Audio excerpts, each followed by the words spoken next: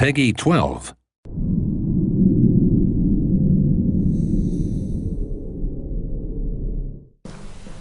Welcome, heroes, to this combat demo of Might and Magic Hero 6. I'm Noémie Verpeau, your community developer, and I'm going to explain how combat is handled in Hero 6.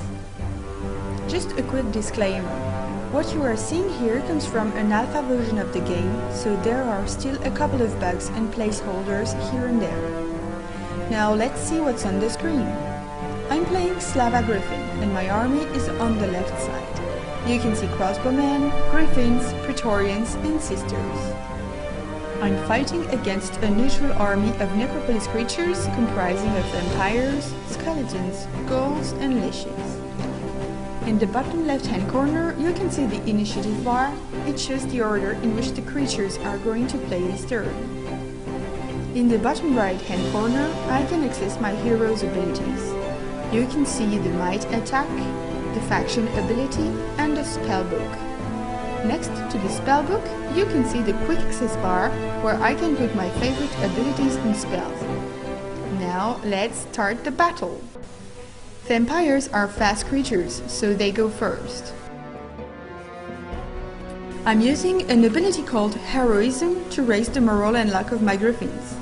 We went back to using the system in Heroes 3, where heroes can act at any time during the turn, but they can only act once.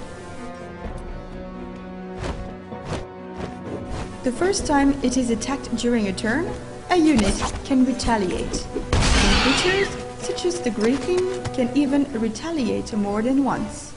As usual in Heroes, the vampire drains the life of his enemies when attacking or retaliating. As the ghoul has good luck, it can make a critical hit. Action cameras are triggered by critical hits. You can deactivate them if you wish.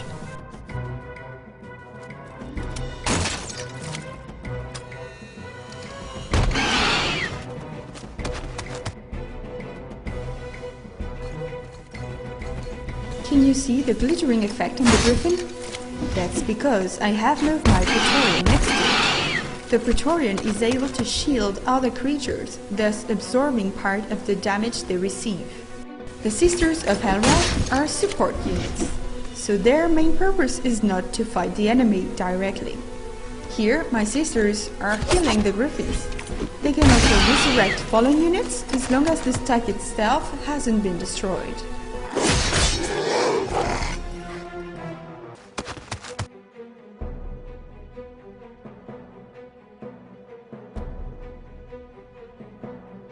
A new turn has begun, so my hero can act again. If I don't want to use an ability, I can also use a heroic strike with my hero.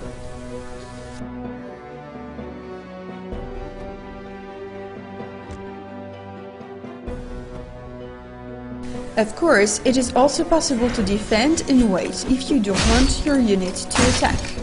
All Heroes fans will have recognized the golden bird above the Griffin, which means morale is high. So the Griffin will act twice this turn. This can turn the tide of the battle, for instance, allowing the Griffins to kill the last vampire.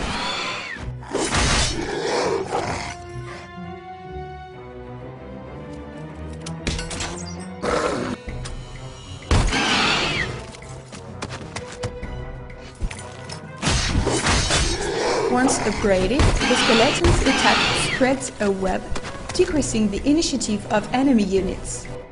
It's now time for the sisters to enter the fight. They may not be fighters, but they are more than capable of killing the remaining ghouls. Now, I'm using the Griffin's ability, the diving attack. As in Heroes 5, the Griffin flies away and will strike the enemy at the end of his turn. Contrary to Heroes 5, the diving attack always hits the target, even if it has moved. This ability cannot be used twice in a row though. Because I still have good morale, my Praetorian can act twice, so he will be able to reach the skeleton and the leash. With only one Praetorian remaining, I have no hope of killing the leash, but I can at least block him to prevent him from shooting at my Griffin.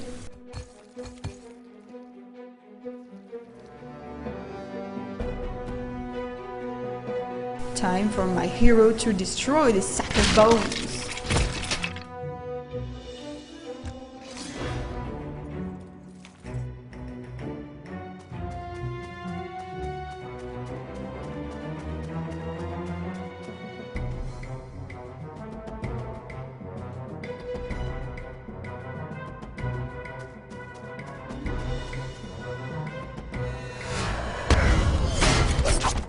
One of the advantages of upgrading your Sentinels to Praetorian is that, in addition to their shielding ability, they can also retaliate when the ally they protect is attacked. Thanks to high luck, the Griffin makes a critical hit. The leash will go out in style. Victory is mine! I hope you enjoyed this combat video.